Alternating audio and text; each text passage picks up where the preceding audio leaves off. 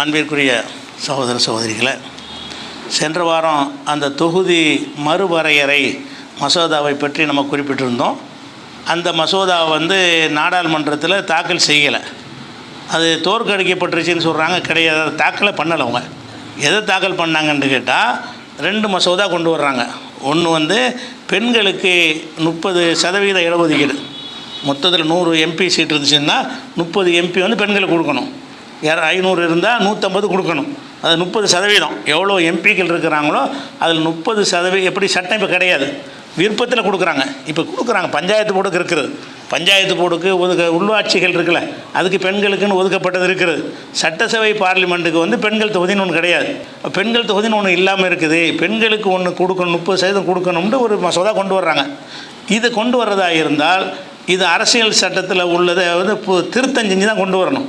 ஏன்னா அந்த பாலின அடிப்படையில் பேதம் இருக்கக்கூடாதுன்னு அரசியல் சட்டத்தில் இருக்குது. பெண்களுக்குன்னு நீங்கள் கொண்டு வர்றீங்கன்னு சொன்னால் சட்ட விரோதம். அதுக்காக என்ன செய்யணும்னு கேட்டால் நாடாளுமன்றத்தில் அதுக்கு சட்ட திருத்தம்னு கொண்டு வரணும். 135வது 130 நினைக்கிறேன், 135வது சட்ட திருத்தம் கொண்டு வர்றாங்க. என்ன சட்டம்?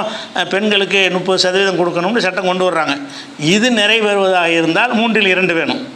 ஏன்னா சட்ட திருத்தம்.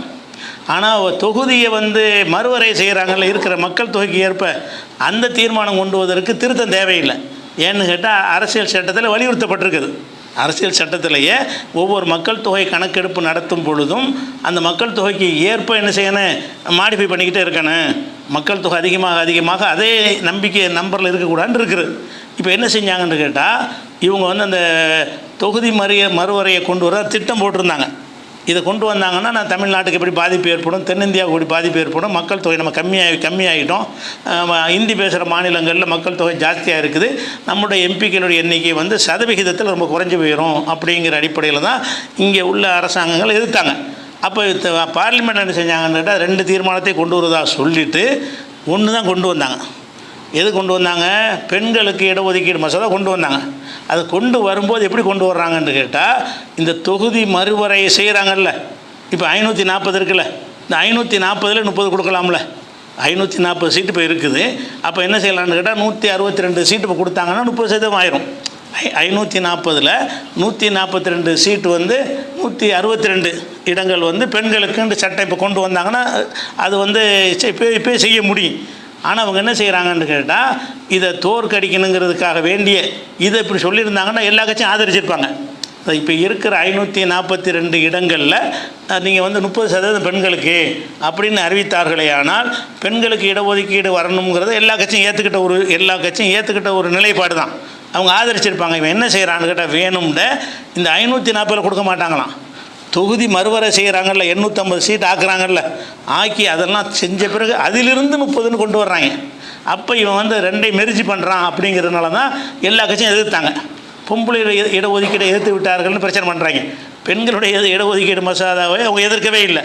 அந்த திருத்தத்தை மட்டும் கொண்டு வராமல் என்ன செய்கிறான்னு கேட்டால் அவன் இருக்கிறபடி கொடு, நீ தொகுதி மறுவரை அது தனி விஷயம், பெண்களுக்கு இடஒதுக்கீடு அது தனி விஷயம், இதுக்கு தனியாக தீர்மானம் கொண்டு வா, அதுக்கு தனியாக தீர்மானம் கொண்டு வா.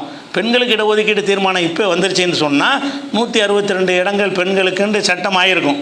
அதை கொண்டு வந்திருந்தால் நிறைவேறி இருக்கும். எல்லா கட்சியும் உடன்பட்டவங்க, எல்லா கட்சியும் அதை ஆதரிக்கிறாங்க. 30% கொடுக்கணுங்கிறத அது கொண்டு வராமல் என்ன செய்கிறான்னு கேட்டால் 30% கொடுக்க வேண்டும், அதை இப்போ கொடுக்க மாட்டோம், தொகுதி மறுவரை செஞ்சு 850 ஆக்கி தமிழ்நாட்டு எண்ணிக்கையெல்லாம் குறைச்சி இதெல்லாம் நடந்து முடியும்ல, அப்போ கொடுக்கணும்னு கொண்டு வர்றாங்க. அதனால ஏற்று வாக்களித்தாங்க. ஏற்று வாக்களித்த உடனே அதில் 3/2 மடங்கு இருந்தால் தான் அந்த மசோதா நிறைவேறும். அவங்களுக்கு மெஜாரிட்டி தான் நிறைவேறாது.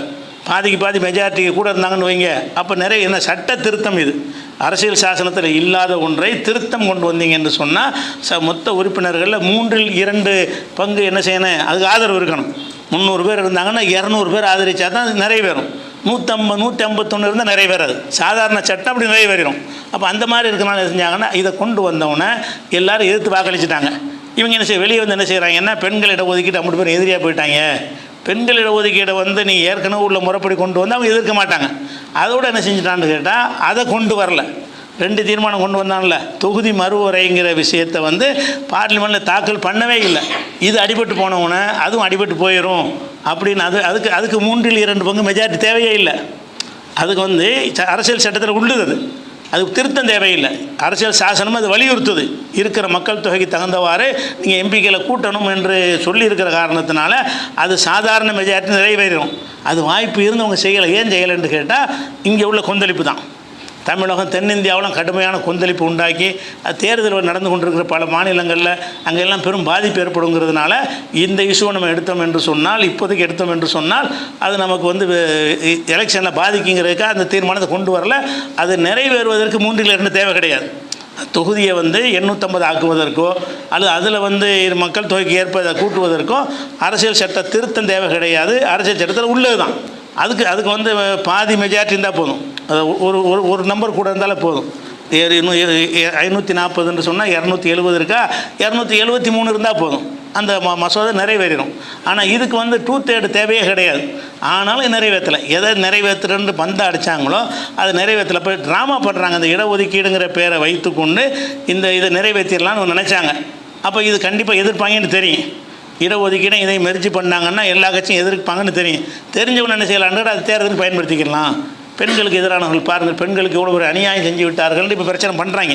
அதுக்காக பயன்படுத்தினதானே தவிர அந்த மசோதா கொண்டு வரல. இப்போதைக்கு அது செய்யலை. ஆனால் இந்த எலெக்ஷன்லாம் முடிஞ்ச பிறகு கொண்டு வருவாங்க. அவங்க நம்ம போராட்டம் பண்ணிட்டாங்க நிப்பாட்டாங்கன்னு நினைக்கிறீங்க, லேஸில் விட மாட்டாங்க. அதே மாதிரி கொண்டு வருவார்கள்.